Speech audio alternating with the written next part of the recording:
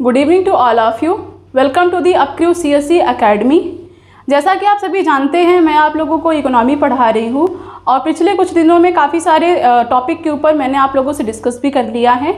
और बात करें हम आज के क्लास की, तो जैसा कि आप पीछे बोर्ड पर लिखा हुआ देख ही सकते हैं और आप समझ चुके होंगे कि आज के क्लास में हम किस चीज़ के ऊपर डिस्कस करने जा रहे हैं। भारत में भूमि सुधार, लैंड रिफॉर्म इन इंडिया। आप जानते हैं कि भूमि सुधार का जो कॉन्सेप्ट है वो जैसे ही हमारा देश आज़ाद हुआ वैसे ही जो सरकार के सामने सबसे बड़ी समस्या थी वो इसी को लेकर के थी कि भूमि का जो वितरण है, जिस प्रकार से छितर बितर हुआ था, जिस प्रकार से व्यवस्थाएं चल रही थी, प्रणालियां चल रही थी राजस्व की अंग्रेज़ों के टाइम से, उन चीज़ों को कैसे व्यवस्थित किया जाए, कैसे सही किया जाए ताकि जो हमारी अर्थव्यवस्था है वो सुचारू रूप से आगे बढ़ सके। तो इसीलिए जो सबसे पहला कंसर्न रहा उस टाइम के तत्कालीन सरकार का वो यही रहा कि पहले जो भूमि है, कृषि भूमि जो है हमारे देश की, उसको पहले व्यवस्थित करें। और इसी वजह से भूमि सुधार कानून को लाया गया था, लैंड रिफॉर्म की प्रक्रिया स्टार्ट की गई थी। ठीक है, अब हम बात करें कि आखिर ऐसी क्या परिस्थितियां थी तत्कालीन समय में जिस वजह से भूमि सुधार को आवश्यक माना गया कि भूमि सुधार किया जाए। जैसा कि आप सभी जानते हैं कि हमारे देश के ऊपर 200 साल, लगभग 200 साल अंग्रेज़ों का राज्य रहा।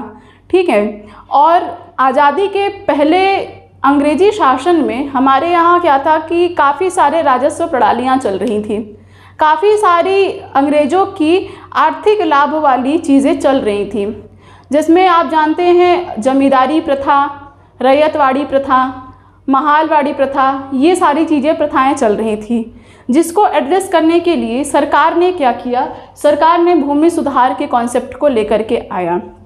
अगर हम देखें तो जब मुग़ल का काल था, मुग़ल टाइम जब हमारे यहाँ चल रहा था, तो भूमि के संबंध में, कृषि भूमि के संबंध में इतनी ज़्यादा अव्यवस्थाएं नहीं थी। उस टाइम पर क्या था, लगान की एक निश्चित राशि थी और लगान के रूप में जो भी उपज होती थी, जो उत्पादन होती थी, उसी का कुछ भाग सरकार को, तत्कालीन सरकार जो उनकी अपनी जो राजा होते थे उनको दिया जाता था। ठीक है, लेकिन जब अंग्रेज़ आए तो अंग्रेज़ का चूँकि जो उद्देश्य था वो ज़्यादा से ज़्यादा लाभ कमाना था।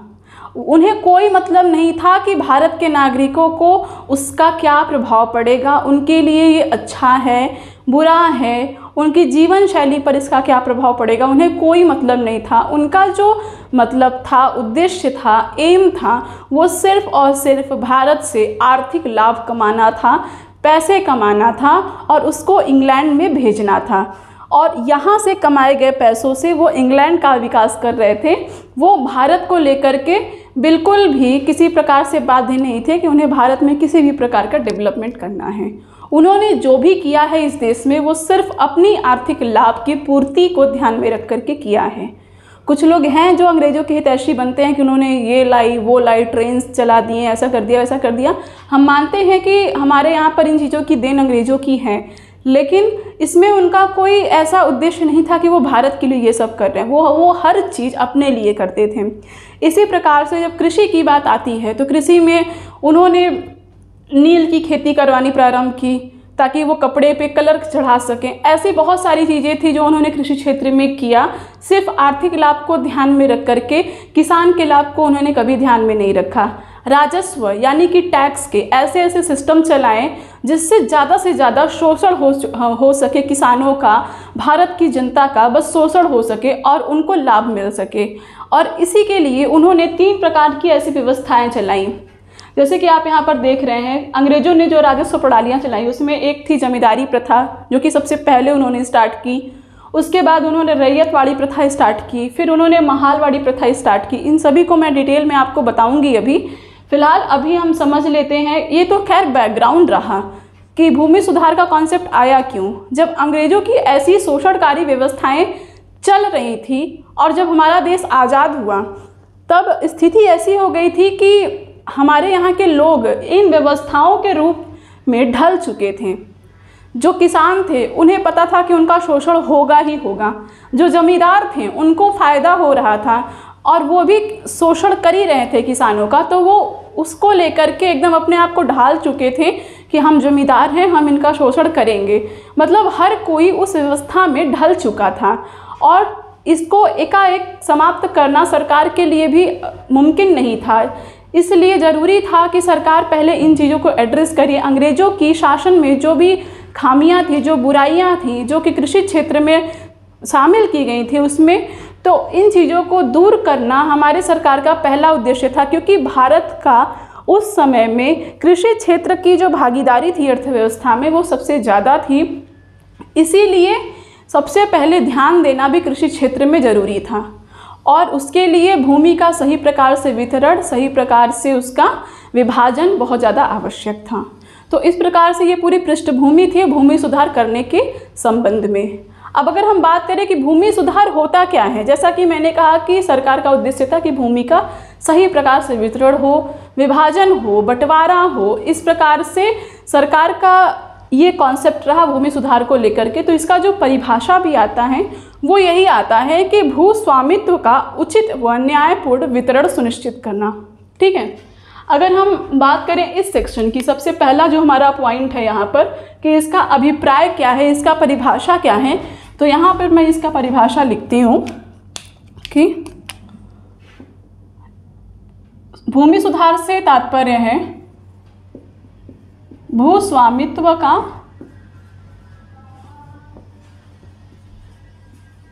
उचित व न्यायपूर्ण वितरण सुनिश्चित करना।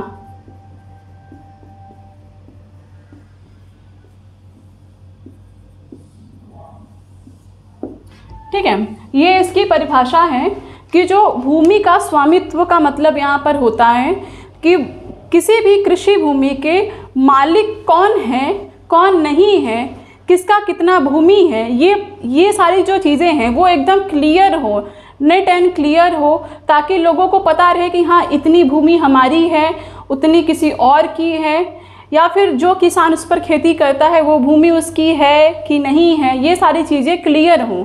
भू स्वामित्व का लैंड होल्डिंग होता है, जैसे लैंड होल्डर, मेरी कोई भूमि है, मैं उसकी मालिक हूँ, ये मुझे पता होना चाहिए, इसका मेरे पास दस्तावेज होना चाहिए, ये सारी चीज़ें मतलब इसमें इसका अभिप्राय होता है, इसकी परिभाषा होती है, ताकि लैंड होल्डिंग की जो प्रक्रिया हो इस प्रकार हो कि अधिक से अधिक उसका उपयोग किया जा सके। ठीक है, यानी कि कृषि में भूधारिता यानी कि लैंड होल्डिंग को इस प्रकार व्यवस्थित करना कि इसका अधिकतम उपयोग किया जा सके।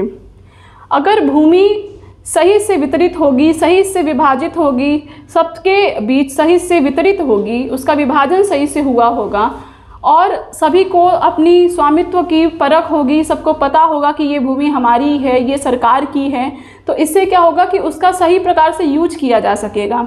लेकिन अगर भूमि पे किसान खेती कर रहे हैं और उन्हें पता है कि ये हमारी नहीं है, ये किसी और की है, या फिर ये जमींदारों की है, यहाँ से तो बस लगान वसूला जाएगा, या फिर हमारी ही कृषि भूमि को इन लोगों ने हथिया लिया है, ऐसी सारी चीज़ें रहेंगी, तो वहाँ पर क्या होता है कि वहाँ पर शोषणकारी व्यवस्थाएं आ जाती हैं, मन से उतना चीज़ें नहीं हो पाती हैं, जिस प्रकार से जो भूमि है उसका सही प्रकार से उपयोग नहीं हो पाता है और काफ़ी सारी अव्यवस्थाएं देखने को मिलती हैं।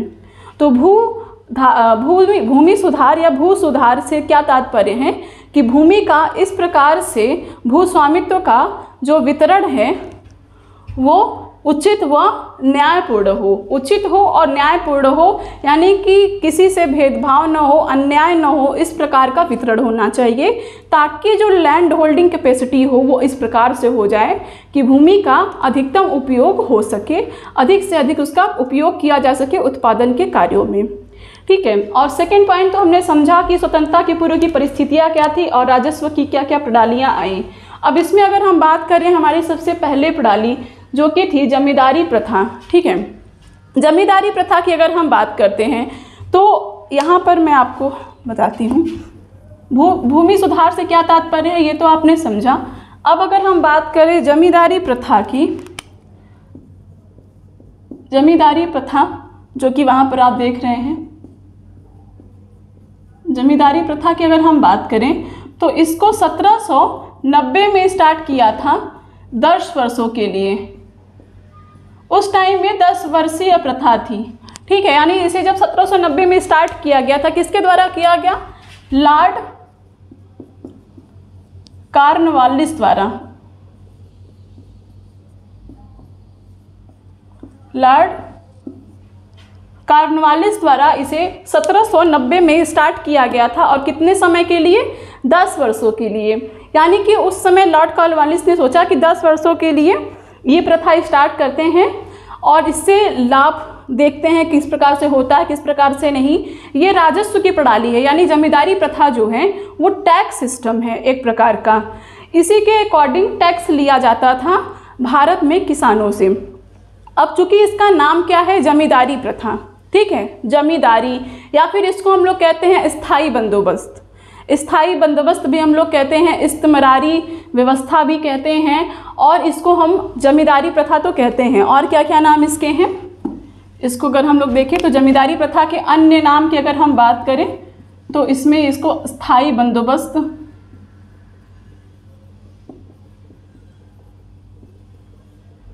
एंड इस्तेमरारी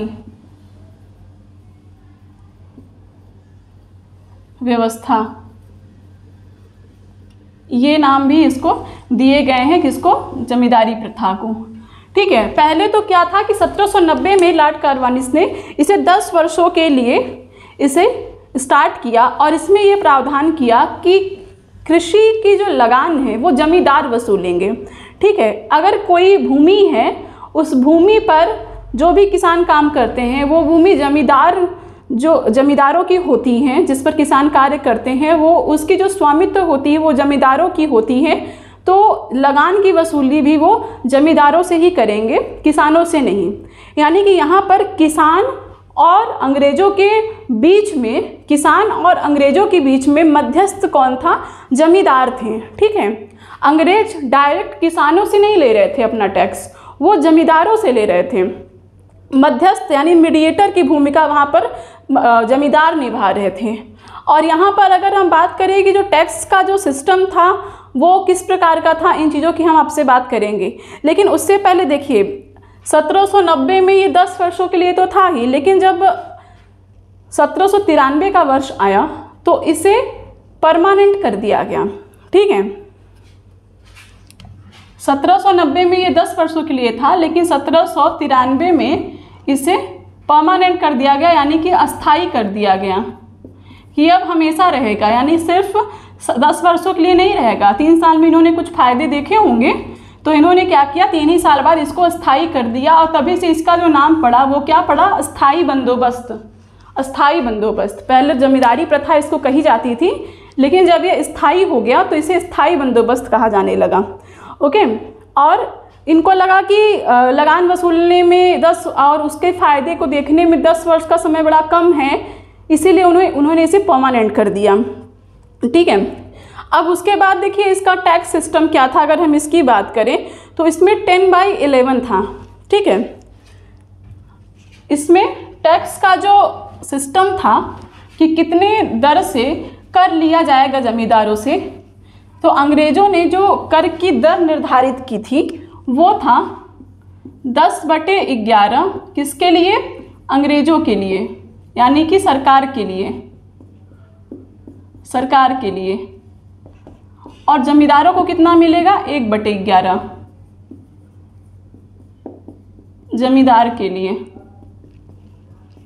ठीक है। यानी कि जो कर प्राप्त होगा जमींदारों को, जमींदार जितना किसानों से कर वसूलेंगे उसका 10/11 भाग वो सरकार को देंगे, अंग्रेजी शासन को देंगे, और उस लगान का 1/11 भाग वो अपने लिए रखेंगे।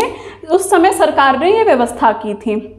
अब इसको आप ऐसे समझ सकते हैं, अगर आप इसको देखते हैं कि अगर मान लीजिए एक सपोज इसका हम आपको बताएं कि कितना सरकार के हिस्से में जाता था और कितना अंग्रेज़ों के जमींदारों के हिस्से में आता था, तो मान लीजिए कि सपोज 1100 रुपये का लगान वसूली हुआ, तो इसका 10/11 भाग उन्हें अंग्रेज़ों को देना है। अगर आप इसका 10/11 निकालते हैं तो आप ये देखेंगे कि ये कितना आ जाएगा? 1000, यानी कि 1100 में से 1000 क्या है, उन्हें सरकार को देना है। और अगर आप इसका 1/11 निकालेंगे तो ये कितना आएगा, 100 रुपये।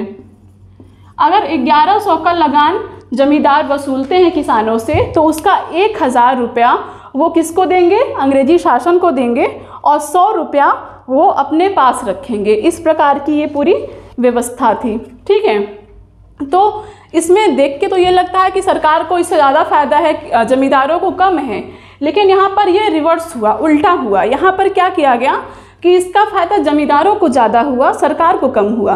अब आप कहेंगे कि ये कैसे, लगान की दर तो अंग्रेज़ों के लिए ज़्यादा है और जमींदारों के लिए कम है। तो इसका रीज़न ये है कि जमींदार क्या करते थे कि वसूली ज़्यादा करते थे, लेकिन अंग्रेज़ों को बताते कम थे, सरकार को बताते कम थे, वसूली ज़्यादा करते थे।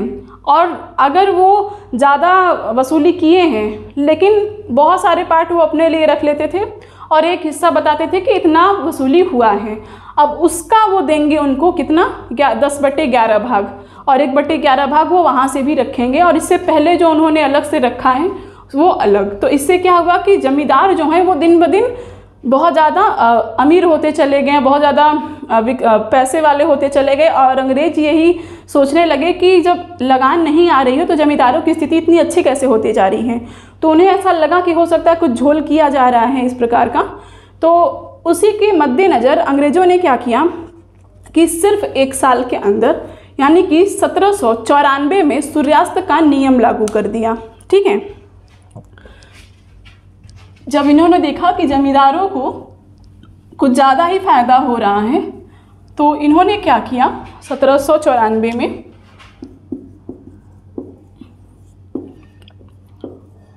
सूर्यास्त का नियम लागू कर दिया। सूर्यास्त का नियम क्या होता है, यहाँ पर अंग्रेजों ने कि जमींदारों से ये कहा कि अगर आप जिस दिन लगान वसूलते हैं, मान लीजिए आज सुबह आपने लगान वसूला, अगर सूर्यास्त से पहले पहले आप लगान लेकर के सरकार के पास नहीं पहुँचे, तो आपकी जो जमींदारी है उसको हटा दिया जाएगा, रद्द कर दिया जाएगा, तब आप जमींदार नहीं रह जाएंगे। तो इस प्रकार से क्या हुआ कि जो जमींदार क्या थे कि लगान वसूली के बाद आराम से अपना गिनते विनते थे और अपना हिस्सा निकालते थे, उसके बाद जा कर के फिर कुछ टाइम ले करके देते थे। तो उन्होंने क्या किया कि अब सूर्यास्त का नियम जब लगा दिया, तो वहाँ पर ये प्रावधान आ गया कि अब आप जिस दिन लगान की वसूली करेंगे उसी दिन आपको शाम को उसे जा कर के किसको देना है, सरकार को या फिर अंग्रेजी शासन को। अगर आप नहीं करते हैं ऐसा, तो आपकी जो जमींदारी है वो क्या हो जाएगी, समाप्त हो जाएगी। इस प्रकार का उन्होंने प्रावधान कर दिया। ठीक है, और अगर हम बात करें इस व्यवस्था की प्रसार की कि ये कितना फैला हुआ था, भारत के कौन कौन से भागों में ये विस्तृत था, तो अगर आप इसको देखेंगे तो भारत के 19% भाग पर, 19% भाग पर, भारत के 19% भाग पर जमींदारी प्रथा लागू थी। ठीक है, बहुत ज़्यादा नहीं थी, 19% भाग पर जमींदारी प्रथा क्या थी, लागू थी। ओके, और ये कौन कौन से मुख्यतः देखा जाए तो बंगाल, बिहार, उड़ीसा, बनारस, उत्तरी कर्नाटक, इन सब जगह पर ये ज़्यादा मतलब प्रचलित थी। कौन कौन से क्षेत्रों में, 19% में अगर हम देखें तो कौन कौन से क्षेत्रों में सम्मिलित थी, बंगाल, बिहार, उड़ीसा और बनारस,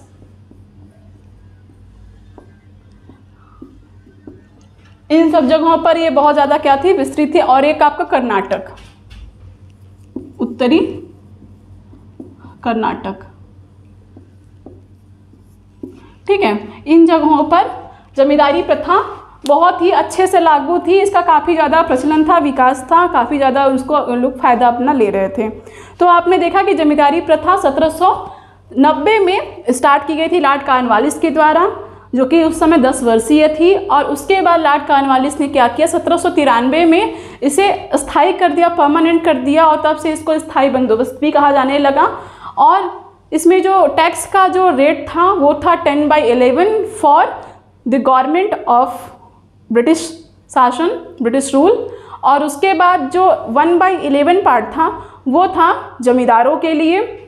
और जब सरकार ने देखा कि इससे हमें फ़ायदा कम हो रहा है, जमींदारों को ज़्यादा हो रहा है, तो उन्होंने 1794 में सूर्यास्त का नियम लागू कर दिया, जिसमें प्रावधान किया कि अगर लगान वसूली के संध्या तक अगर आपने लगान सरकार के पास नहीं पहुंचाया, टैक्स नहीं पहुंचाया, तो आपकी जमींदारी जो है वो रद्द कर दी जाएगी। तो इस प्रकार से जमींदारी व्यवस्था हमने देखा।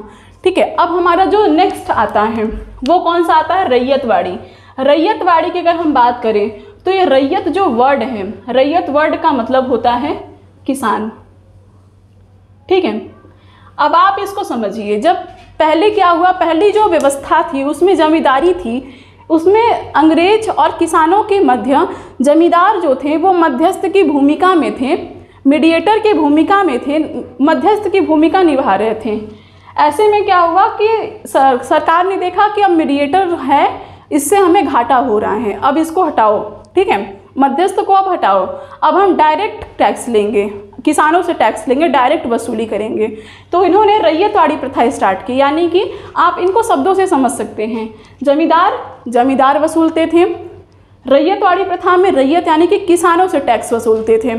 अब अंग्रेज डायरेक्ट किसानों से टैक्स वसूलने लगे। ठीक है, और इससे क्या होगा कि जो मध्यस्थ थी, मध्यस्थों की भूमिका जो हो गई वो समाप्त हो गई। अगर हम इसकी बात करें तो रैयतवाड़ी व्यवस्था के जो जन्मदाता माने जाते हैं वो टॉमस मुनरो और कैप्टन रीड माने जाते हैं। ठीक है, रैयतवाड़ी व्यवस्था की अगर हम बात करें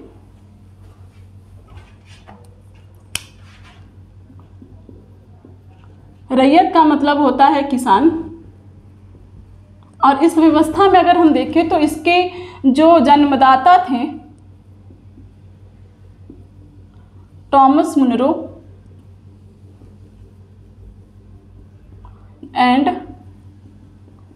कैप्टन रीड, ये इसके क्या थे? जन्मदाता कहे जाते थे। जैसे जमींदारी प्रथा के कौन थे? लॉर्ड कॉर्नवालिस थे, तो इसके कौन थे? इसके थे टॉमस मुनरो और कैप्टन रीड। और सबसे पहले रैयतवाड़ी प्रथा कहाँ से स्टार्ट की गई थी? ये बारामहल ज़िले से स्टार्ट की गई थी। ठीक है, बारामहल ज़िले से स्टार्ट की गई थी 1792 में।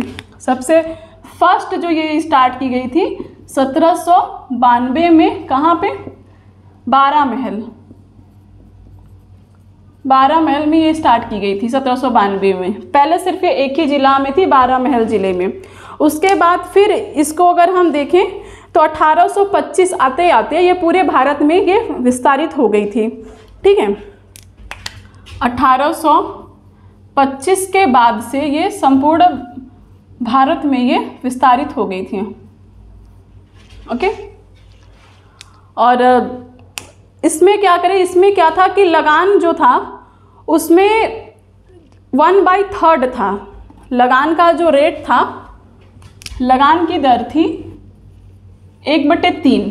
1/3 भाग जो था वो अंग्रेज़ों को मतलब ये दिया जाता था। जो भी किसान की उपज होती थी, जो उत्पादन होती थी उनके खेत से, उसका 1/3 भाग वो क्या करेंगे? अंग्रेज़ों को देंगे। और ये व्यवस्था की अगर हम बात करें, ये व्यवस्था कितने वर्षों के लिए लागू की गई थी? अगर हम इसकी बात करें तो ये व्यवस्था लागू की गई थी 30 वर्ष के लिए। 30 वर्षों के लिए ये व्यवस्था लागू की गई थी।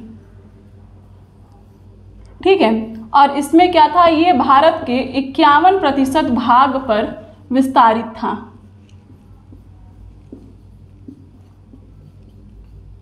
जमींदारी प्रथा हमने देखा कि वो सिर्फ कितना परसेंट विस्तारित था? 19%। लेकिन जो रैयतवाड़ी प्रथा है वो पूरे भारत के 51% भाग पर क्या था? वो प्रभावी था, लागू था। और इसमें 1/3 किसान अपनी उपज का 1/3 भाग किसको देंगे? अंग्रेजों को देंगे। ये इसमें समय सीमा तय थी। अब नेक्स्ट आता है कौन सा? महालवाड़ी। अब नेक्स्ट आता है यहाँ पर महालवाड़ी प्रथा। और महालवाड़ी प्रथा की अगर हम बात करें तो महाल वर्ड जो है इसका तात्पर्य होता है गांव। महाल का तात्पर्य होता है गांव। अब आप इसके नाम से समझ गए होंगे। अब आपको लग रहा है गांव से वसूलते हैं, तो जी हाँ, गांव से वसूलते हैं। अब क्या होगा कि जैसे एक पर्टिकुलर कोई गांव है, उस गांव का मुखिया होगा, सरपंच होगा कोई ना कोई, तो अब उस पूरे गांव के किसानों का जो लगान था वो अंग्रेज उस गांव के मुखिया से वसूलते थे। उन्हें लगा होगा कि 1 बाय 1 किसी किसान से वसूलना उनके लिए ज़्यादा हार्श है, तो उन्होंने क्या किया कि महालवाड़ी प्रथा लाई और उसमें ये प्रावधान किया कि उन्होंने एक रेट तय कर दिया कि उस गांव का जो लगान है, देखिए उसमें ये नहीं था, हर गांव का एक फिक्स नहीं था, उसमें था कि जिस गांव की जैसी स्थिति है देने की, उन्होंने उसके हिसाब से रेट को निर्धारित किया। किसी गांव की जो कि डेवलप होगा तो उसकी ज़्यादा होगी, जो बहुत ही निचला स्तर का गांव होगा उसकी कम होगी।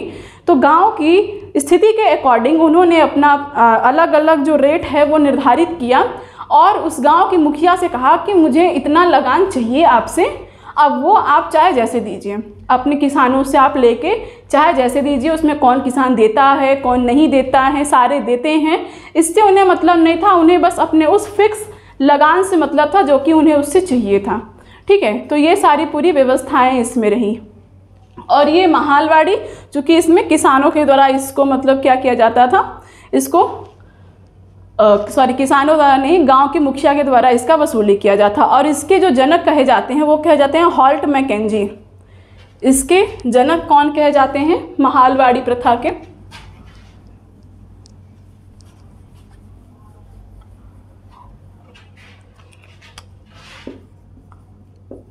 महालवाड़ी में अगर हम बात करते हैं तो महाल का तात्पर्य होता है गांव, और इसमें मुखिया द्वारा, गांव का जो मुखिया होता है, मुखिया द्वारा वसूली। और बाकी चीज़ों की अगर हम बात करें, इसके जो जनक कहे जाते हैं वो कहे जाते हैं हॉल्ट मैकेंजी। हॉल्ट मैकेंजी क्या कहे जाते हैं? इसके जनक कहे जाते हैं। और उसके बात करें तो इसका स्टार्टिंग कब से हुआ था? तो 1819 में। ठीक है, 1819 में इसको स्टार्ट किया गया था। 1819 में महालवाड़ी प्रथा को स्टार्ट किया गया था और 1822 में इसे कानूनी रूप से लागू किया गया था।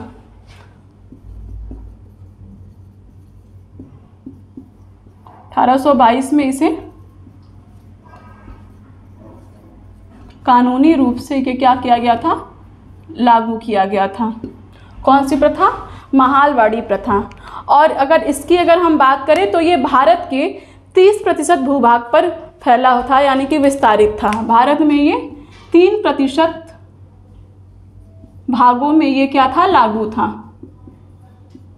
ठीक है, और उन 3% में कौन कौन से स्टेट अगर शामिल थे, अगर हम उनकी बात करते हैं तो इसमें आप देखेंगे मध्य प्रदेश हो गया, उत्तर प्रदेश हो गया, पंजाब हो गया, ये सारे जो क्षेत्र थे। मध्य प्रांत उस टाइम काफ़ी बड़ा था, मध्य प्रदेश आज का मध्य प्रदेश नहीं, तब का मध्य प्रांत। और उत्तर प्रदेश, पंजाब राज्य, उस टाइम तो पाकिस्तान भी नहीं अलग हुआ था, तो ये सारा जो पूरा रीजन था वहाँ पर महालवाड़ी प्रथा लागू थी। इस प्रकार से अगर हम देखें तो जमींदारी प्रथा जो थी, जमींदारी प्रथा जो कि लॉर्ड कॉर्नवालिस ने स्टार्ट की थी, ये भारत के 19% भूभाग पर लागू था। रैयतवाड़ी प्रथा भारत के 51% भूभाग पर लागू था और महालवाड़ी प्रथा भारत के 30% भूभाग पर लागू था। तो इस प्रकार से हमने जो ये सारी जो व्यवस्थाएं थी वो तत्कालीन सरकार की शोषणकारी व्यवस्थाएं थी। ठीक है, और यही सारी व्यवस्थाएं जो थी स्वतंत्रता से पहले हमारे समाज में फैली थी और जिसका धीरे धीरे लोगों को आदत पड़ गया था। लोग उसी के उनको उसी चीज़ का मतलब क्या कहते हैं ना, आदत पड़ गया था, उसी के वो आदी हो गए थे। और जमींदार भी क्या थे? जमींदार भी समझने लगे थे कि नहीं, ये हमारा उन पर अधिकार है, हम उनसे वसूलेंगे, हम लेंगे, ये मेरा राइट है। और ये सारी चीज़ें उनके खून में बस गई थी। पीढ़ी दर पीढ़ी वो यही काम कर रहे थे, बस किसानों का शोषण कर रहे थे। अंग्रेज जो कर रहे थे सो कर ही रहे थे, लेकिन हमारे यहाँ के जो जमींदार और जो उच्च वर्गीय लोग थे वो भी किसानों का बहुत ज़्यादा शोषण कर रहे थे। तो सिर्फ अंग्रेज़ों को ही हम नहीं कह सकते, हमारे देश का शोषण हमारे देश वालों ने भी बहुत किया है। तो ये सारी जो व्यवस्थाएं चल रही थी, इन्हीं को एड्रेस करने के लिए जब देश आज़ाद हुआ तो सबसे पहले जो डिमांड थी वो थी कृषि क्षेत्र को सही करना, क्योंकि कृषि का अर्थव्यवस्था में बहुत बड़ा योगदान है। और कृषि क्षेत्र को सही करने से पहले लैंड होल्डिंग की जो प्रक्रियाएं थी इसको सही किया जाए, भूधारिता जो है वो सुनिश्चित हो, कौन सी ज़मीन किसकी है, और जो ज़मीन जमींदारों की थी और किसानों को उससे वंचित कर दिया गया था उनकी स्वामित्व से, उनको उसको वापस करना, भू स्वामित्व को न्यायपूर्ण व उचित ढंग से वितरित करना, ये सारी जो चीज़ें हैं वो भूमि सुधार के अंतर्गत उस समय तत्कालीन सरकार ने इसको लाया। ठीक है, तो इस प्रकार से हमने ये सारी चीज़ें समझा कि इसका अभिप्राय क्या है, स्वतंत्रता से पहले की इसकी स्थिति क्या थी। अब आते हैं हम सुधार। अब भू सुधार आए तो भू सुधार का जो प्रक्रिया आया, जो कानून आया, अब उसमें कितने प्रकार के सुधारों की नीड देखी गई कि किस प्रकार से भूमि की जो सुधार है, किस प्रकार से लैंड रिफॉर्म है उसको सुनिश्चित किया जा सके, क्या क्या चेंजिंग किया जा सके, किन किन चीज़ों को बदला जा सके। तो दो तरीके के इसमें सुधार किए गए। एक तो संस्थागत को आप परंपरागत भी बोल सकते हैं, यानी कि जो पहले से चली आ रही थी, जो पीढ़ी दर से चली आ रही थी प्रक्रियाएं, उनको सही किया जाए।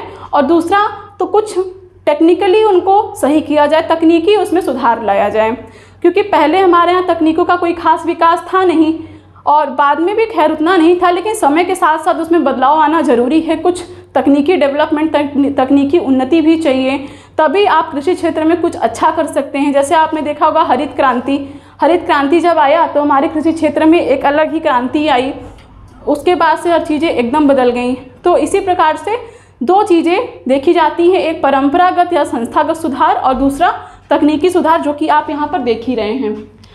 अगर हम बात करें संस्थागत सुधारों में कैसे कैसे सुधार की बात की गई, तो सबसे पहले आप यहाँ पर देख रहे होंगे जमींदारी उन्मूलन। सबसे पहले तो यही आया कि उस टाइम चूँकि आज़ाद देश भले हो गया था, लेकिन आज़ादी के बाद भी जो जमींदारों के खून में बस गया था कि नहीं, वो पीढ़ी दर पीढ़ी वो बस इसीलिए जन्म ले रहे थे कि बस उन्हें शोषण ही करना है किसानों का और उसी से उनको अपनी रोजी रोटी चलानी है। तो ये जो व्यवस्था थी पहले तो उसको हटाया जाए। जितने भी जमींदार हैं, जितनी जमींदारी प्रथा, वो सब हटा करके जिसकी ज़मीन है, जिसकी भूमि है, उस किसान को उसकी भूमि को क्या किया जाए, वितरित किया जाए, आवंटित किया जाए, उसको दे दिया जाए और उसको उस ज़मीन का, अपनी ज़मीन का मालिक बनाया जाए। तो सबसे पहले यही इसमें सुधार करने की आवश्यकता थी कि जमींदारी उन्मूलन किया जाए, इसको हटाया जाए। उसके बाद मध्यस्थ, मीडिएटर्स जो थे, मीडिएटर बहुत जगह थे हमारे समाज में, मध्यस्थ की भूमिका बहुत ज़्यादा थी। एक तरीके के मध्यस्थ जमींदार भी थे, शासन यानी सरकार और किसानों के बीच में जमींदार एक मध्यस्थ थे, मीडिएटर थे। तो मीडिएटर्स को हटाओ। कृषि क्षेत्र में किसान और सरकार का डायरेक्ट संपर्क होना चाहिए, बीच में कोई मीडिएटर नहीं होना चाहिए। आज के देश में भी, आज के समय में भी किसान डायरेक्ट सरकार से बात करे, उसको जो चाहिए, जो नहीं चाहिए, जो भी उसको हेल्प चाहिए, जो भी सब्सिडी चाहिए, वो डायरेक्ट सरकार और किसान के बीच की बात हो, कोई मीडिएटर ना हो। ठीक है, तो मध्यस्थ उन्मूलन। उसके बाद भू स्वामित्व में सुधार, जैसा कि मैंने बताया कि अगर जमींदारी प्रथा, मध्यस्थों की ये सब हटेंगी तो जमींदार अगर नहीं रहेंगे तो क्या होगा कि जो ज़मीन है, जो कृषि भूमि है जिस पर किसान काम करते हैं, उनको उसका स्वामित्व प्राप्त होगा, जो कि उनका राइट है, उनकी ज़मीन पर उनका स्वामित्व हो, वो उनका अधिकार है। तो भू स्वामित्व में सुधार करना, और इसके लिए चकबंदी, हदबंदी, ये सारी व्यवस्थाएं सरकार ने की। अब उसके बाद सहकारी एवं सामुदायिक कृषि की जाए, ऐसी व्यवस्था की जा रही थी कि जिनके पास कम भूमि है, छोटी छोटी ज़मीनें हैं, तो अलग अलग खेती करने से अच्छा है कि आप सब मिल करके सामुदायिक तौर पर खेती करें। इसमें आपकी जो स्वामित्व की जो गरिमा है वो भी नहीं प्रभावित होगी और उत्पादन भी बड़े लेवल पर हो सकेगा। तो एक तो सुधार ये रहा, इसको करने की बात की गई। और एक तो था कि उपविभाजन और उपविखंडन को रोकना। हमारे देश में सबसे बड़ी समस्या रही है उपविभाजन और उपविखंडन का। हमारे यहाँ पर जैसे क्या होता है कि मान लीजिए कि कोई एक व्यक्ति है जिसके पास 10 हेक्टेयर की भूमि है और उसके मान लीजिए आपके 5 बेटे हैं। ठीक है, तो वहाँ पर क्या होगा कि जब वो बंटवारा करेंगे, अपनी ज़मीन का भी बंटवारा करेंगे, तो 10 हेक्टेयर की भूमि को 5 बेटों में 2-2 हेक्टेयर में बांट देंगे। तो इस प्रकार से क्या होगा कि जो भूमि 10 हेक्टेयर की थी, जिसमें उत्पादन होता था पूरे 10 हेक्टेयर में अच्छे से होता है, अगर आप ये जान लीजिए, अगर लैंड की जो एरिया है, ज़मीन की जो एरिया है, अगर वो ज़्यादा रहेगी तो उत्पादन उतना ही अच्छा होता है, क्योंकि वहाँ पर आप अच्छे से तकनीकों का यूज़ कर सकते हैं, टेक्नोलॉजी का इस्तेमाल कर सकते हैं। लेकिन अगर आपका जो भूधारिता है, लैंड होल्डिंग है, वो कम रहेगा तो इससे क्या होता है कि आप उस प्रकार से सही तरीके से उत्पादन नहीं कर पाते हैं। अब जब भूमि 2-2 हेक्टेयर 5 भाइयों में बढ़ जाएगी तो कोई किसी प्रकार का उत्पादन करेगा, कोई किसी चीज़ का उत्पादन करेगा, तो इस प्रकार से क्या होगा कि जो प्रोडक्शन है वो प्रभावित होगा। आप अगर छोटे छोटे भूमि में प्रोडक्शन करते हैं और उनको मिला करके किसी एक भूमि में, बड़े भूमि में प्रोडक्शन करते हैं, तो बाद में जब उत्पादन आएगा तो आप वहाँ पर अंतर देखेंगे कि जो एक बड़ी भूमि पर उत्पादन आई है वो छोटी छोटी भूमि पर की गई उत्पादन से कहीं ज़्यादा है। तो ये विभाजन हो जाता है, काफ़ी सारा इसके रीजंस है, इसको हम आगे देखेंगे इसी सेक्शन में। तो इन सभी चीज़ों को, जो कि परंपरागत हमारे समाज की बुराइयां हैं, इनको हटाइए, इनको दूर करिए। एक तो ये ऑप्शन आया। दूसरा आया टेक्निकल में क्या था कि कृषि का आधुनिकीकरण किया जाए, मतलब कि आधुनिक चीज़ों का यूज किया जाए। जो परंपरागत तकनीक है, बैल से हल से खेत को जोतना और खुद से ही हर चीज़ करना, तो ये सारी जो चीज़ें हैं इनको हटाया जाए, थोड़ा सा मॉडर्नाइजेशन किया जाए कृषि क्षेत्र का, एक ये बात की गई।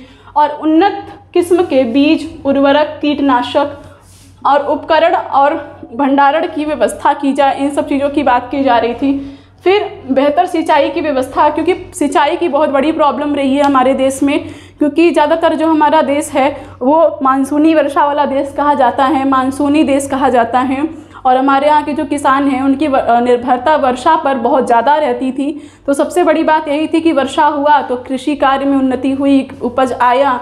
अगर वर्षा नहीं हुआ तो फिर उपज नहीं आता है, खेती सूख जाती है। तो ये जो रीज़न था कि सिर्फ वर्षा की डिपेंडेंसी के आधार पर किसानों के किस्मत का फैसला होता था, इसको हटाया जाए और सिंचाई के लिए बेहतर से बेहतर व्यवस्थाएं की जाएं। एक तो ये इसमें बात कही गई। दूसरा, विपणन की अच्छी व्यवस्था हो, भंडारण की अच्छी व्यवस्था। अगर मान लीजिए उपज ही अच्छी हो जाए लेकिन अगर उसको रखने की सही व्यवस्था ना हो तो उसका कोई मतलब नहीं है, वो ख़राब हो जाएगा।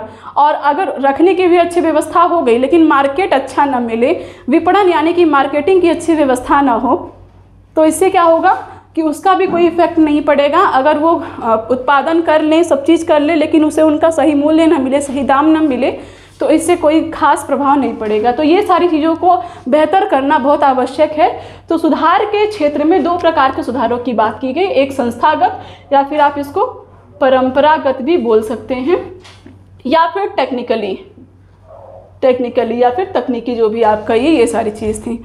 अब अगर हम बात करें तो कृषि क्षेत्र में भूमि सुधार की आवश्यकता क्यों पड़ी, उसका उद्देश्य क्या था। इसके उद्देश्यों की अगर हम बात करते हैं तो यहाँ पर आप देखेंगे काफ़ी सारे उद्देश्य मैंने यहाँ पर आपको बताए हैं। इनके उद्देश्यों को अगर हम देखें तो सबसे पहला उद्देश्य था कि कृषि की उत्पादकता को बढ़ाना। क्योंकि जिस प्रकार से पहले की व्यवस्थाएं थी उसमें शोषणकारी व्यवस्थाएं ज़्यादा फैक्टर रखती थी, ज़्यादा मायने रखती थी। तो इसमें क्या था कि पहला तो यही था कि लैंड होल्डिंग को इस प्रकार से वितरित किया जाए, इस प्रकार से सुनिश्चित किया जाए कि कृषि जो भूमि है उसका अधिकतम उपयोग किया जा सके ताकि उत्पादकता को बढ़ाया जा सके, प्रोडक्शन में वृद्धि की जा सके। नेक्स्ट था सामाजिक न्याय को सुनिश्चित करना। ठीक है, सामाजिक न्याय को सुनिश्चित करना कैसे, जमींदारों की वजह से किसानों के साथ जो अन्याय होता था उसको दूर करना, किसानों की ज़मीन को किसानों को देना, उनको आवंटित करना, ये बड़ी बात थी ताकि समाज में न्याय को स्थापित किया जा सके। तो एक तो उद्देश्य सरकार का ये था कि सामाजिक न्याय को सुनिश्चित किया जा सके।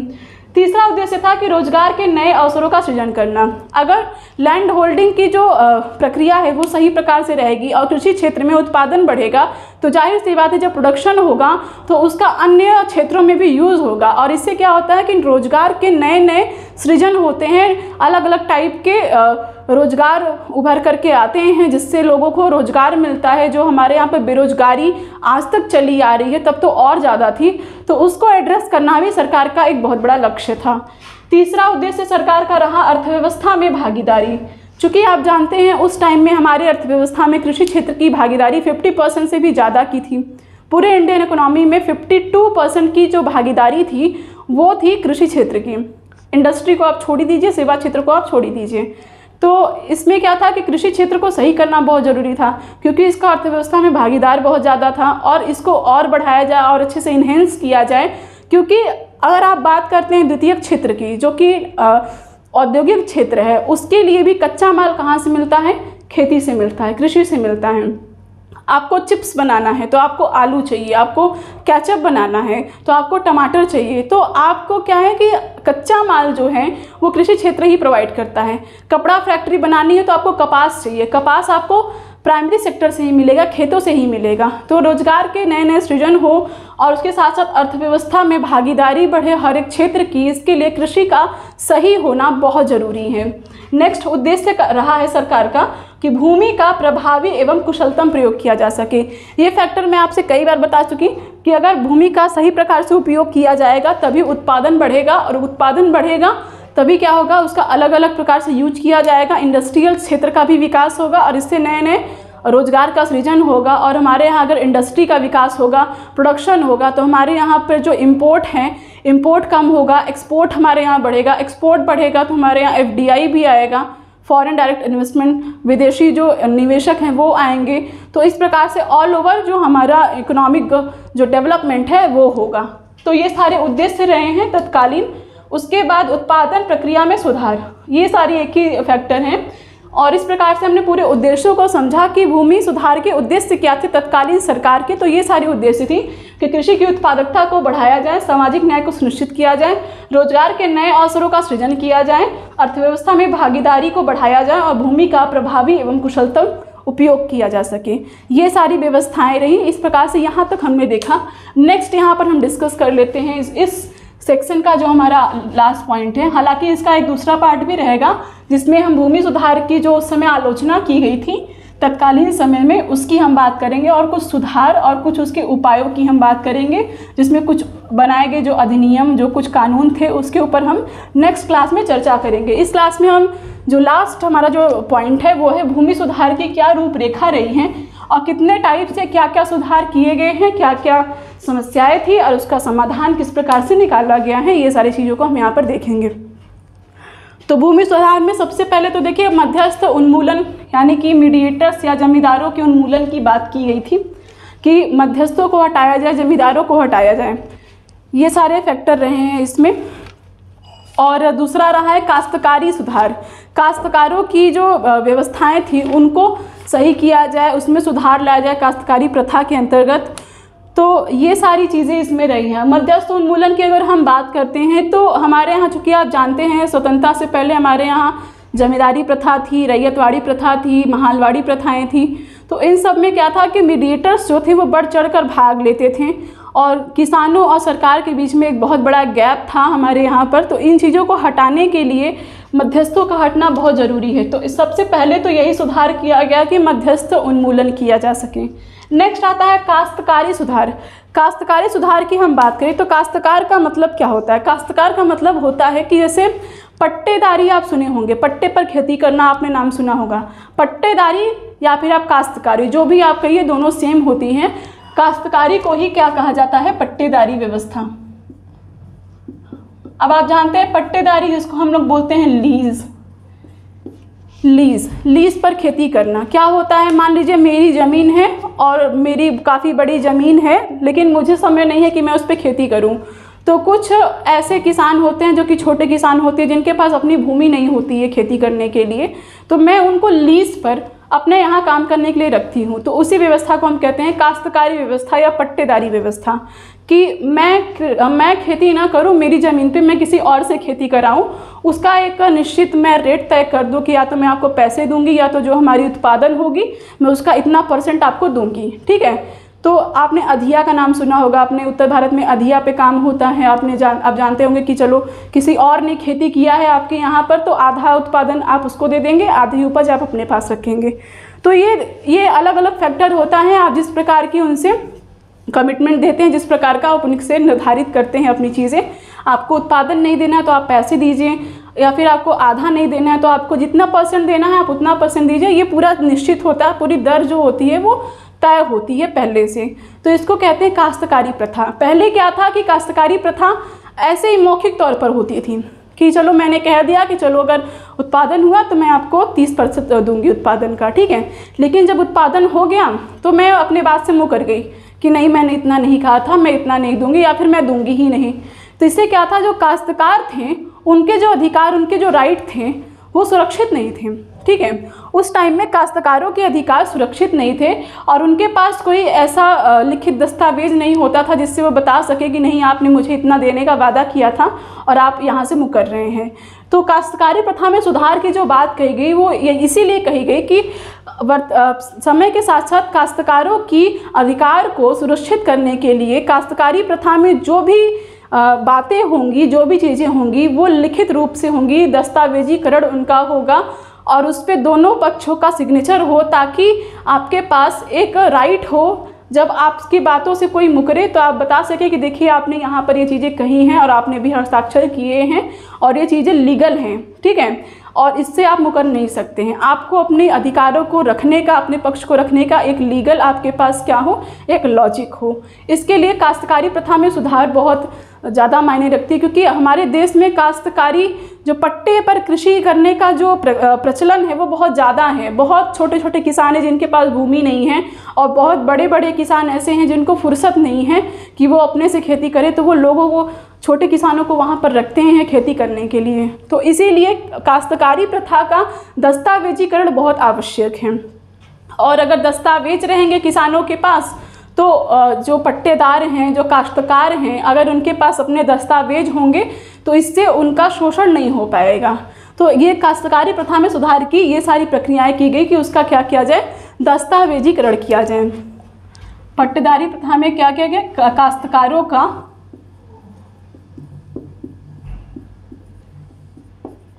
दस्तावेजीकरण। अब यहाँ पर क्या किया गया कि अब अगर आप जो भी तय करते हैं, जैसे मान लीजिए मैंने किसी को अपने यहाँ खेत पर काम करने के बुलाया, तो सबसे पहले क्या होगा कि मैं उससे बात करूँगी बैठ करके कि हाँ देखिए ये हम लोग तय करते हैं, जब आप हमारे यहाँ खेती करिए मैं आपको इतना दूंगी। ये सारी बातें हम जब तय करते हैं उसमें काफ़ी सारी चीज़ें होती हैं जो दोनों पक्षों से शामिल की जाती हैं उस दस्तावेज में। कुछ शर्तें हमारे तरफ से, कुछ शर्तें उनके तरफ से, उन सभी शर्तों को उसमें लिखा जाता है और जब सारी चीज़ें पूरी दस्तावेज एक रेडी हो जाता है तो उस पर अच्छे से उसका लीगली एक डॉक्यूमेंट तैयार करके उस पर दोनों पक्षों का हस्ताक्षर होता है, ताकि एक समय बाद ना आप अपनी शर्तों से मुकर सकें ना हम अपनी शर्तों से मुकर सकें। इसलिए यहाँ पर दस्तावेज काश्तकारी सुधार बहुत आवश्यक माना जाता है हमारे देश के अंतर्गत, ठीक है। ये सारे यहाँ पर बात की गई इन दोनों में। और आज की डेट में देखिए, पहले क्या था कि काश्तकारों का जिस प्रकार से शोषण होता था वो बहुत ज़्यादा था, ठीक है। लेकिन अगर हम बात करें तो अब जो काश्तकारों को दिया जाता है परसेंटेज वो 20 से 25% का हो गया है हमारे यहाँ पर, कि काश्तकारों को जो उपज होती है वर्तमान में कुल उपज का 20 से 25% दिया जाता है, ठीक है। वर्तमान में ये प्रावधान किया गया है सरकार की तरफ से कि अब 20 से 25% का जो उपज है वो आप काश्तकारों को दीजिए, ठीक है। और नेक्स्ट अगर हम बात करते हैं अपने अगले पॉइंट की, तो यहाँ पर आप देख रहे होंगे नेक्स्ट है भूमि पुनर्गठन का। भूमि पुनर्गठन, जिसमें भूमि का पुनर्गठन की बात की करें हम अगर, तो यहाँ पर बात की जाती है कि जो भूमि छितर बितर एकदम फैली हुई है, कि कुछ भूमि यहाँ पर है, कुछ वहाँ पर है, छोटी छोटी हमारे यहाँ पर जो लैंड होल्डिंग है उनका आकार बहुत छोटा है। इन सारी चीज़ों को क्या किया जाए, पुनर्गठित किया जाए और सही प्रकार से भूमि का वितरण सुनिश्चित किया जाए, ये सारी है।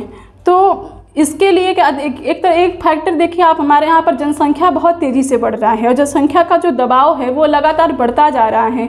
ऐसे में भूमि का वितरण सही प्रकार से होना बहुत आवश्यक है। इसीलिए भूमि का पुनर्गठन करना उस समय तत्कालीन सरकार को एक बहुत ही आवश्यक कार्य लगा, जिसको लेकर के उन्होंने ये सारी चीज़ें की, जिसमें आगे हम चर्चा करेंगे। समस्या क्या थी? समस्या सबसे पहले थी उपविभाजन का। उपविभाजन की समस्या तत्कालीन समय में सबसे ज़्यादा थी और वो किस प्रकार से थी, अगर हम देखें कि उपविभाजन का कारण क्या था, अगर हम इसकी बात करते हैं, यहाँ पर मैंने लिखा हुआ है ऑलरेडी, तत्कालीन समय में अगर हम बात करें उपविभाजन जो था, उपविखंडन जो था, उसका रीज़न क्या है इसकी अगर हम बात करें तो आप यहाँ पर देख सकते हैं, जनसंख्या का दबाव, संयुक्त परिवार का विघटन, उत्तराधिकार का नियम, निजी संपत्ति का अधिकार, किसानों की ऋणग्रस्तता, बटाई प्रथा, हस्तशिल्प का पतन, भूमि से लगाव। अब इन सबको आप देख रहे होंगे तो यहाँ पर देखिए, उपविभाजन यानी कि भूमि को छोटे छोटे टुकड़ों में बांट देना। उसका रीज़न तो एक ये भी रहा कि अगर संयुक्त परिवार है, एक परिवार संयुक्त है, कई पीढ़ियाँ उसमें साथ साथ रह रही हैं, तो जाहिर सी बात है उसमें बंटवारा नहीं हुआ है, यानी कि उनकी जो भूमि है वो पूरी एकत्र है, एक जगह पर है और उत्पादन उनके यहाँ बहुत अच्छा खासा हो रहा है। लेकिन वही परिवार जब अलग होता है, सब अलग अलग बट जाते हैं, तब भूमि जो है वो भी बट जाती हैं। तो इस प्रकार से विखंडन का, जमीन के विभाजन का एक रीज़न तो यही है कि जब संयुक्त परिवार का विघटन होता है तो भूमि का भी विभाजन होता है। उसके बाद उत्तराधिकार का नियम अगर हम देखें तो जैसा कि मैंने बताया कि अगर एक बाप के 5 बेटे हैं और उनके पास 10 हेक्टेयर भूमि है तो उन्हें 2-2 हेक्टेयर में पाँचों को बांटना पड़ेगा, क्योंकि ये उत्तराधिकार का नियम है कि ये हमारे उत्तराधिकारी हैं, उन्हें हमें देना पड़ेगा। एक तो फैक्टर ये हो गया भूमि के उपविभाजन का। नेक्स्ट आता है निजी संपत्ति का अधिकार। निजी संपत्ति का अधिकार ये होता है कि मान लीजिए कि हमारी है, हम जैसे यही फैक्टर आप देखिए, अगर किसी पिता के अगर 5 बेटे हैं तो हर एक बेटे को लगेगा कि इस भूमि पर मेरा अधिकार है, ये मेरी निजी संपत्ति है, आपके जो भी प्रॉपर्टी है उसका इतना % भाग मेरा है, उस पर मेरा राइट है, तो आपको मुझे वो देना पड़ेगा। तो निजी संपत्ति का अधिकार भी एक फैक्टर यहाँ पर बन के आता है। नेक्स्ट अगर हम देखें किसानों की ऋणग्रस्तता। अब इसमें देखिए कई किसान होते हैं जो कि बहुत ज़्यादा कर्ज में डूबे होते हैं, तो उनको क्या करना पड़ता है, जब वो कर्ज नहीं चुका पाते हैं तो धीरे धीरे अपनी भूमि का कुछ भाग उनको, जिससे उन्होंने कर्ज लिया है, जिससे भी वो लेते हैं, चाहे वो कोई भी हो, कोई ज़मींदार हो या कोई साहूकार हो, जिससे भी वो लेते हैं, तो एक समय बाद क्या करना पड़ता है, उन्हें अपनी भूमि को उन्हें कुछ भाग देना पड़ता है, अपने ब्याज के रूप में या अपने धन के रूप में उन्हें देना पड़ता है, क्योंकि उनके पास पैसे नहीं है देने के लिए। इस प्रकार से उनकी जो एक बड़ी सी भूमि है वो धीरे धीरे करते करते बट जाती है, ख़त्म हो जाती है। एक तो ये रहा।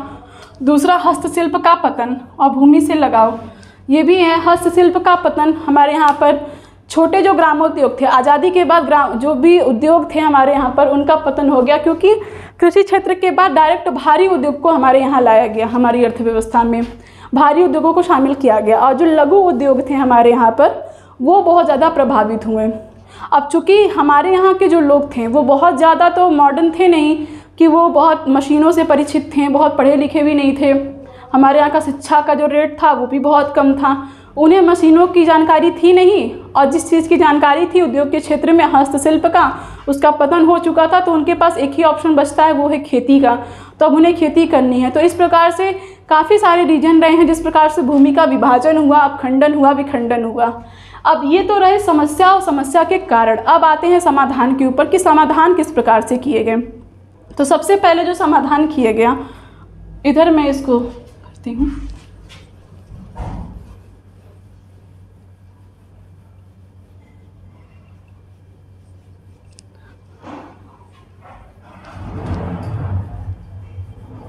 समाधान के इसमें 3 कारण बताए गए, जिसमें एक था चकबंदी, दूसरा था हदबंदी और तीसरा था सहकारी कृषि। इन सब का नाम आप लोगों ने बहुत बार सुना होगा कृषि क्षेत्र में। चकबंदी क्या है, हदबंदी क्या है, अक्सर आप नाम सुनते ही होंगे। अगर आप नहीं भी जानते होंगे कि ये क्या होते हैं, तब भी आपने इनका नाम तो सुना ही होगा कृषि क्षेत्र में। चकबंदी का, हदबंदी का, सहकारी कृषि का भी शायद सुना होगा, लेकिन चकबंदी और हदबंदी ज़रूर सुने होंगे। तो चकबंदी की अगर हम बात करें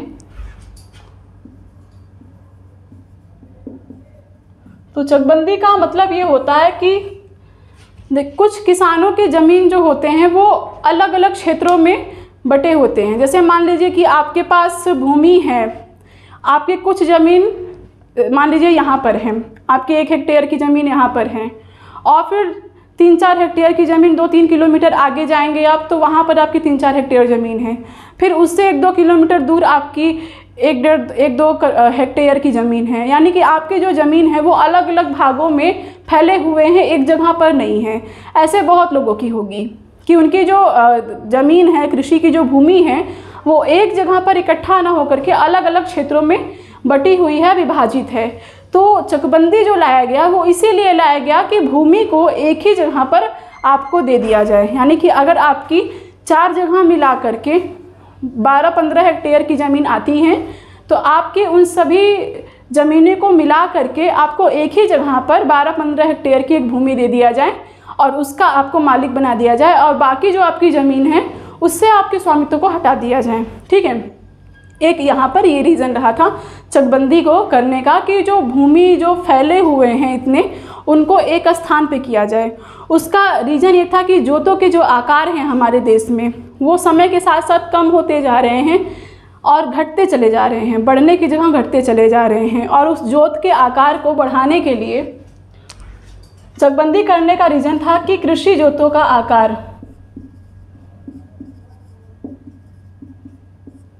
बढ़ाया जा सके।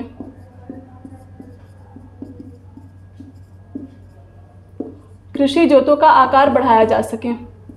अगर आप सपोज यहाँ पर देखिए कि अगर आप एक पर्सन है, आपकी 1 हेक्टेयर की ज़मीन यहाँ पर है, 3 हेक्टेयर की ज़मीन यहाँ पर है, 1.5 हेक्टेयर की ज़मीन यहाँ पर है, तो कुल मिलाकर के अगर आप इसको आप 2 भी अगर समझते हैं तो कुल मिलाकर के आपके पास कितनी हेक्टेयर की ज़मीन है? आपके पास 6 हेक्टेयर।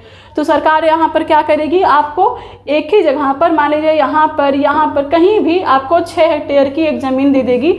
यहाँ से आपका स्वामित्व हट जाएगा। अब आप अपनी पूरी 6 हेक्टेयर की ज़मीन एक जगह पाएंगे।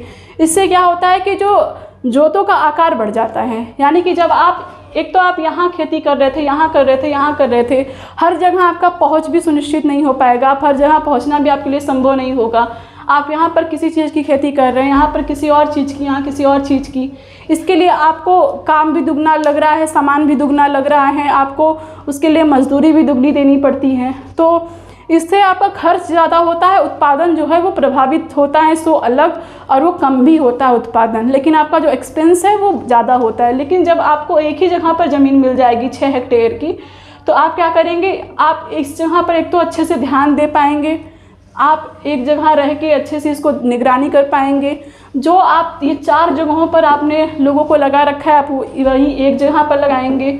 जो आप सामान यूज कर रहे थे, ट्रैक्टर वगैरह जो भी आप अलग अलग जगहों पर यूज़ कर रहे थे, वो आप जितने भी मशीनरी हैं इनको आप यहाँ पर यूज़ कर पाएंगे। अच्छे से बड़े क्षेत्र में आप उत्पादन कर पाएंगे।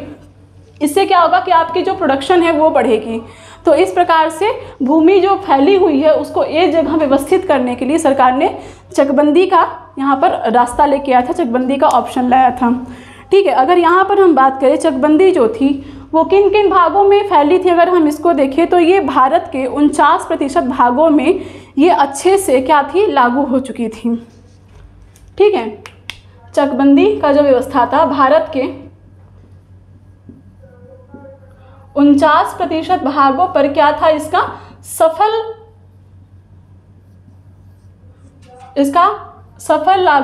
सफलतापूर्वक ये लागू हो गया था। यानी कि अगर देखा जाए तो इसको सफलता भारत के सिर्फ 49% क्षेत्र में ही मिली। ठीक है, पूरे भारत में इसको सफलता नहीं मिली, सिर्फ 49% क्षेत्रों में मिली, जिसमें आपके महाराष्ट्र, उत्तर प्रदेश, पंजाब, हरियाणा, मध्य प्रदेश, गुजरात, राजस्थान, बिहार, कर्नाटक आदि के क्षेत्र आते हैं। इन सभी क्षेत्रों में चकबंदी की प्रक्रिया को अच्छे से क्या मिली, सफलता मिली। ठीक है, तो ये सारे फैक्टर किसके रहे, चकबंदी के रहे। अब हम आते हैं हदबंदी के ऊपर। हदबंदी की अगर हम बात करें, हदबंदी क्या होती है?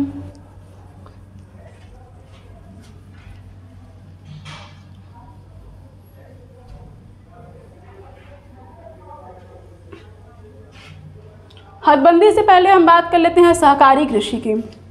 सहकारी कृषि सेकंड नंबर पे यहाँ पर आता है, सहकारी कृषि की। सहकारी या सामुदायिक खेती,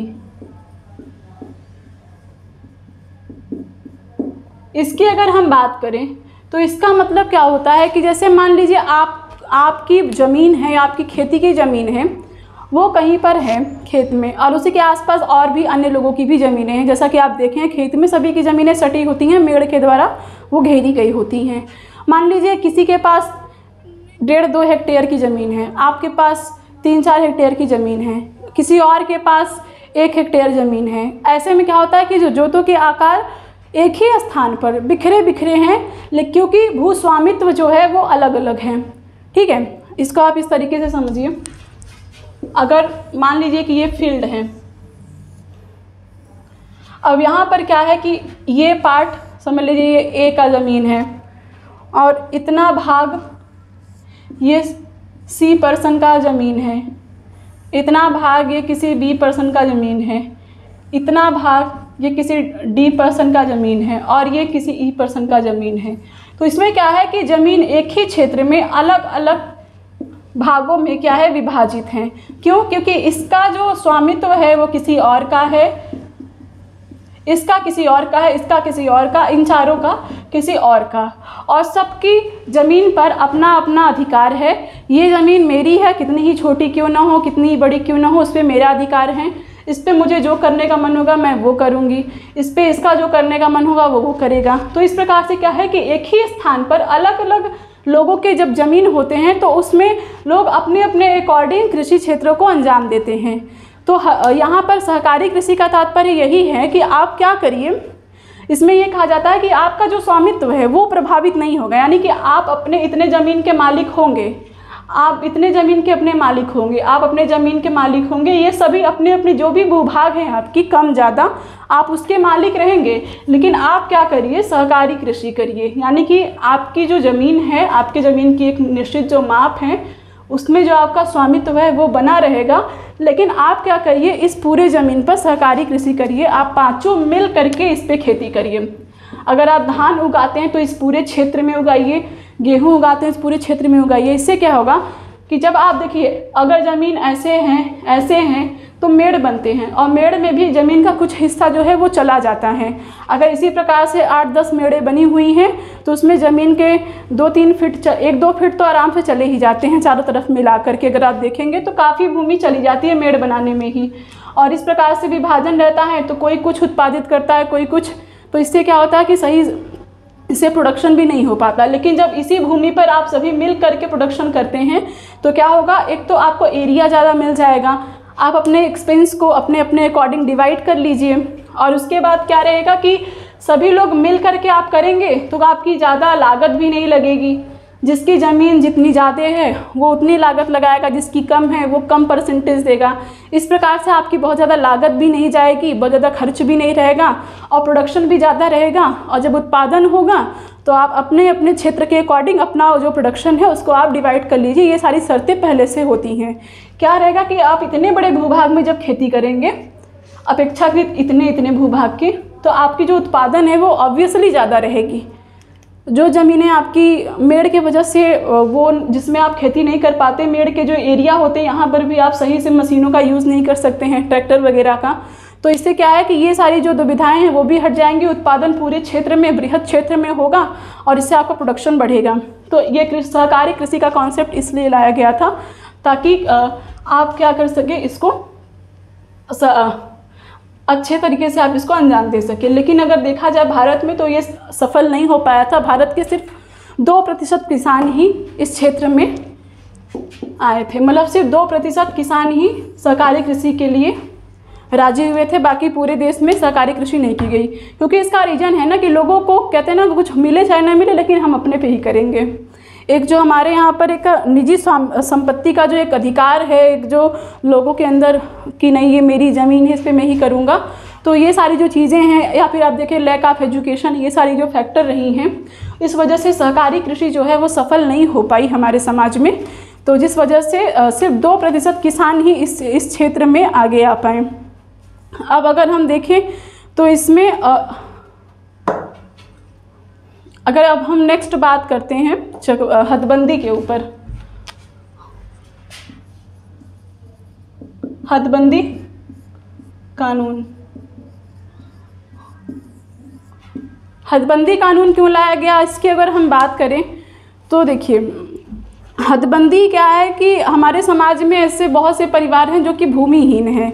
ठीक है, भारत में 50% भारत का जनसंख्या का 50% परिवार ऐसा है जो कि क्या है, भूमिहीन है, जिनके पास भूमि नहीं है, कृषि के लिए उनके पास क्या है, ज़मीन नहीं है। तो सरकार ने सामाजिक न्याय को सुनिश्चित करना भी भूमि सुधार का एक उद्देश्य रखा था कि भूमिहीनों को भी भूमि वितरित की जा सके, ऐसा भी कुछ किया जाए। तो उसके लिए उन्होंने हदबंदी को लाया। हदबंदी में क्या किया गया कि इसमें सरकार ने प्रति व्यक्ति या प्रति परिवार भूमि के आकार को क्या किया, उसमें डिवाइड कर दिया, यानी कि किसी एक पर्टिकुलर व्यक्ति के पास इतनी ही भूमि होनी चाहिए। मतलब उन्होंने भूमि की एक निश्चित सीमा तय कर दी। हदबंदी में क्या की, प्रति व्यक्ति या परिवार के लिए भूमि की निश्चित सीमा तय की। इससे क्या हुआ कि इसमें सरकार ने कहा कि एक व्यक्ति के पास उतनी ही ज़मीन होनी चाहिए जितनी सरकार ने निर्धारित की है, और अगर उससे ज़्यादा होगी, जब भी भूमि का जब माप करने के लिए आएंगे लोग, और जब आपकी ज़मीन का माप करेंगे और आपकी ज़मीन जब सपोज कि आपकी ज़मीन इतना ज़्यादा निकलती है, तो सरकार द्वारा निर्धारित जो सीमा है उससे जितनी भी आपकी ज़मीन ज़्यादा है उसको क्या कर लिया जाएगा, उसको अधिग्रहित कर लिया जाएगा। ठीक है, सरकार द्वारा उस पर अधिग्रहण कर लिया जाएगा, यानी कि आपकी जो भी एक्स्ट्रा ज़मीन है वो आपसे छीन ली जाएंगी, और वो ज़मीन क्या किया जाएगा कि आपके ही गांव के जो भूमिहीन किसान हैं उनको क्या किया जाएगा, वितरित किया जाएगा। ठीक है, हदबंदी की व्यवस्था में क्या किया जाएगा कि आपके पास सरकार द्वारा तय की गई सीमा से अगर ज़्यादा ज़मीन है तो उसको सरकार हदबंदी के तहत आपसे हथिया लेगा, यानी अधिग्रहित कर लेगा, और उसको आप ही के गांव के भूमिहीन किसानों को वितरित कर देगा। हालांकि अगर देखा जाए तो इसका बहुत मिसयूज होता है। अधिग्रहण तो कर लिया जाता है, लेकिन वितरण होता है कि नहीं ये तो कोई नहीं जानता। तो इस प्रकार से क्या होता है, इन चीज़ों की कुछ न कुछ कमियां रही हैं जिस वजह से ये सफल उतना ज़्यादा नहीं हो पाई हैं हमारे देश के अंतर्गत। फिर भी ये सारी चीज़ें चल रही हैं, बहुत भूभाग पर लागू भी हैं। तो इस तरीके से हदबंदी में हमने देखा कि सरकार द्वारा तय जो भूभाग का जो सीमा है, अगर प्रति व्यक्ति अपनी सीमा से ज़्यादा की भूमि रखता है तो उतनी जो भूमि है वो आपसे अधिग्रहित करके आप ही के गांव के भूमिहीन किसानों को वितरित कर दिया जाएगा। भूमि सुधार के समाधान में ये 3 तरीके की चीज़ें यहाँ पर की गई थी, ताकि जो भूमि का उपविभाजन है, विखंडन है, इसको क्या किया जाए, कम किया जा सके, जिसके लिए चकबंदी, हदबंदी और सहकारी कृषि जैसी चीज़ों को यहाँ पर अंजाम दिया गया। और इस प्रकार से इस क्लास में हमने अपने सारी चीज़ों के ऊपर डिस्कस किया। नेक्स्ट दूसरे पार्ट में हम इसके आलोचना की, भूमि सुधार की जो आलोचना की गई थी उसके ऊपर चर्चा करेंगे, और सेकेंडली हम चर्चा करेंगे कि सुधार के और क्या क्या उपाय किए गए, कैसे अधिनियम लाए गए और किस प्रकार से इसमें एक्ट और कानूनों को बनाया गया, इन सभी के ऊपर चर्चा करेंगे। ये जो सुधार है, ये चकबंदी, हदबंदी, सहकारी, ये उपविभाजन की समस्या को कम करने के लिए लाए गए थे। इस क्लास में फ़िलहाल इतना ही। Thank you so much for watching.